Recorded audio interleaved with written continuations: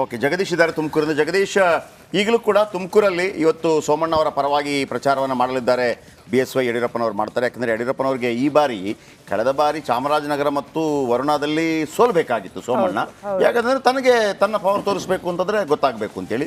But ಈ ಬಾರಿ ಗೆಲ್ಲಬೇಕು. ನೋಡಿ ಯಾವ್ದು ರೀತಿ ಚೇಂಜ್ ಆಗಿದೆ ಅಂತ. ಅಲ್ಲ, ಅವ್ರ ಬಗ್ಗೆ ಮುನಿಸಿತ್ತು, ಒಟ್ಟಿಗೆ ಈಗ ಕಾಣಿಸ್ಕೊಳ್ತಾರೆ, ಪ್ರಚಾರ ಮಾಡ್ತಾರೆ ಅಂತ. BS ಯಡಿಯೂರಪ್ಪನವ್ರ ಬಗ್ಗೆನೇ ಮುನಿಸಿತ್ತು ಅವ್ರಿಗೆ. ಅಲ್ಲ, ಅದೇ ಇದ್ದದ್ದು. ಯಾಕಂದ್ರೆ ಅವರೇ ಸೋಲಿಸಿದ್ದು ಅಂತ. ಈಗ ಮಗನಿಗೆ ಅಧಿಕಾರ ಕೊಟ್ಟಾಗ ಆ ಅಡ್ಜಸ್ಟ್ಮೆಂಟ್ಗಳಾಗಿದೆ. ತುಮಕೂರಿಂದ ಜಗದೀಶ್ ಅವರಿದ್ದಾರೆ. ಜಗದೀಶ್, ಈಗಲೂ ಬೆಟ್ಟಿಂಗ್ ಏನಿದೆ ಅಲ್ಲಿ?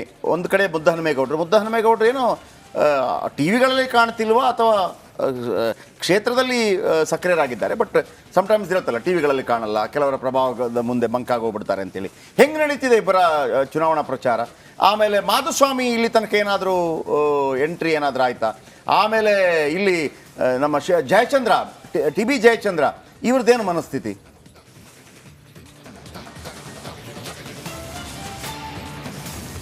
ಜಯಪ್ರಕಾಶ್ ಶೆಟ್ಟಿ, ಖಂಡಿತವಾಗ್ಲೂ ಕೂಡ ತುಮಕೂರಿನಲ್ಲಿ ಕೂಡ ಎರಡೂ ಪಕ್ಷಗಳು ಅಂದರೆ ಕಾಂಗ್ರೆಸ್ ಆಗಿರ್ಬೋದು ಮತ್ತು ಮೈತ್ರಿ ಅಭ್ಯರ್ಥಿ ಇಬ್ಬರು ಕೂಡ ಆಕ್ಟಿವ್ ಆಗಿ ಕೂಡ ಒಂದು ಪ್ರಚಾರವನ್ನು ಕೂಡ ನಡೆಸ್ತಿರುವಂಥದ್ದು.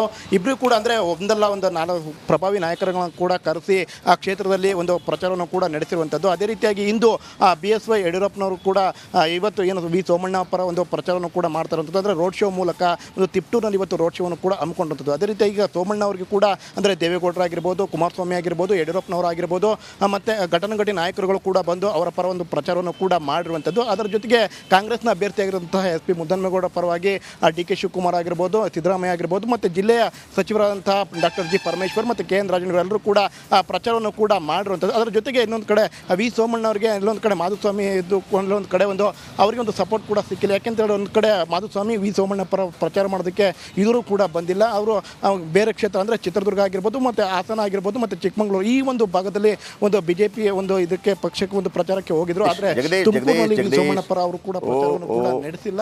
ಮತ್ತೆ ಈಗ ಏನು TB ಜಯಚಂದ್ರ ಕೂಡ ಮುದ್ದಹನುಮೇಗೌಡರ ಪರ ಒಂದು ಪ್ರಚಾರವನ್ನು ಕೂಡ ನಡೆಸಿರುವಂತದ್ದು. ಜಯಪ್ರಕಾಶ್ ಶೆಟ್ಟಿ, ಜಗದೀಶ್, ಈಗ ಎರಡೂ ಪಕ್ಷಗಳಲ್ಲಿ ಕೂಡ ಆಂತರಿಕ ಭಿನ್ನಮತ ಇದೆಯಾ ಈಗಲೂ ಕೂಡ, ಅಥವಾ ಶಮನ ಆಗಿದೆಯಾ? ನನಗಷ್ಟೇ ಬೇಕಿರೋದು. ಆಂತರಿಕ ಭಿನ್ನಮತ ಈಗಲೂ ಇದೆಯಾ ಅಥವಾ ಶಮನ ಆಗಿದೆಯಾ, ಸಮಾಧಾನ ಆಗಿದೆಯಾ?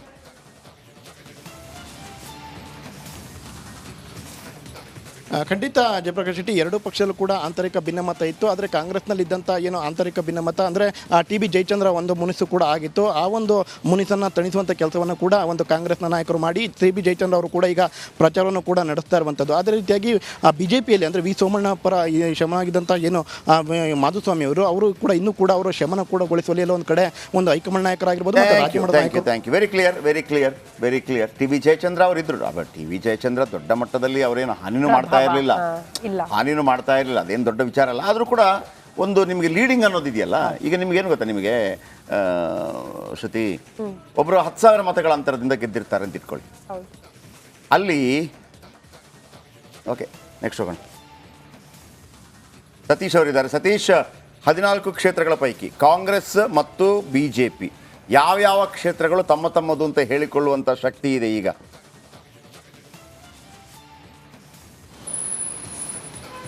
ಜಯಪ್ರಕಾಶ್, ನಾಳೆ 26 ಶುಕ್ರವಾರ ಮತದಾನ ನಡೆಯಲಿಕ್ಕಿದೆ. ಇವತ್ತು ಬಹಿರಂಗ ಪ್ರಚಾರಕ್ಕೆ ಅಂತ್ಯ ಆಗುತ್ತೆ. 14 ಕ್ಷೇತ್ರಗಳಲ್ಲಿ ಸಾಕಷ್ಟು ಸರ್ವೆಗಳನ್ನು ಮಾಡಿದ್ದಾರೆ. ಕಾಂಗ್ರೆಸ್ ಮತ್ತು BJP JDS ಮೈತ್ರಿ ಪಕ್ಷಗಳು ಸರ್ವೆಗಳನ್ನು ಮಾಡಿದ್ದಾರೆ. ಇದರಲ್ಲಿ ಪ್ರಮುಖವಾಗಿ 3 JDS ತೆಕ್ಕೆಯಲ್ಲಿದೆ, ಉಳಿದ ಕ್ಷೇತ್ರಗಳು BJP ತೆಕ್ಕೆಯಲ್ಲಿದೆ. ಪ್ರಮುಖವಾಗಿ ಹಳೆ ಮೈಸೂರು ಭಾಗದಲ್ಲಿ ಈ ಲೋಕಸಭೆ ತಗೊಂಡ್ರೆ BJP ಪ್ರಾಬಲ್ಯ ಮಾಡಿದೆ. ಕಳೆದ ಚುನಾವಣೆಯಲ್ಲಿ ಬೆಂಗಳೂರು ಗ್ರಾಮಾಂತರ ಬಿಟ್ಟರೆ ಮತ್ತೆ ಹಾಸನ JDS ಗೆದ್ದಿತ್ತು, ಬಹುತೇಕ BJP ಗೆದ್ದಿತ್ತು. ಈ ಬಾರಿ ಕೂಡ ಅದೇ ಸ್ಟ್ರಾಟಜಿಯನ್ನು ಇಟ್ಕೊಂಡಿದ್ದಾರೆ. 14ರಲ್ಲಿ ಕಾಂಗ್ರೆಸ್ ಎಷ್ಟು ಬರ್ಬೋದು, BJP ಎಷ್ಟು ಬರ್ಬೋದು ಹೇಳಿ? 14ರಲ್ಲಿ ಹಳೆ ಮೈಸೂರು ಭಾಗದ ಕೋಲಾರ ಕಾಂಗ್ರೆಸ್ನ ಒಂದು ಅವರ ಸ್ಟ್ರಾಟಜಿಯಲ್ಲಿ ಇದೆ. ಅದೇ ರೀತಿ ಬೆಂಗಳೂರು ಗ್ರಾಮಾಂತರ ಅವರಿಗೆ ಬಹುತೇಕ ಅವರ ಒಂದು ಅನಾಲಿಸಿಸ್ ಪ್ರಕಾರ ಗೆಲ್ತೀವಿ ಅಂತ ಇದ್ದಾರೆ. ತುಮಕೂರು ಕೂಡ ಈ ಬಾರಿ ನಿರೀಕ್ಷೆಯನ್ನು ಇಟ್ಕೊಂಡಿದ್ದಾರೆ. ಅಲ್ಲಿ ಕೆಲವು ಗೊಂದಲಗಳಿದೆ ತುಮಕೂರಲ್ಲಿ. ಹಾಗಾಗಿ ಕಾಂಗ್ರೆಸ್ ತುಮಕೂರಲ್ಲಿ ಗೆಲ್ಲುವ ಸಾಧ್ಯತೆ ಇದೆ ಅಂತ ಹೇಳ್ತಾ ಇದ್ದಾರೆ.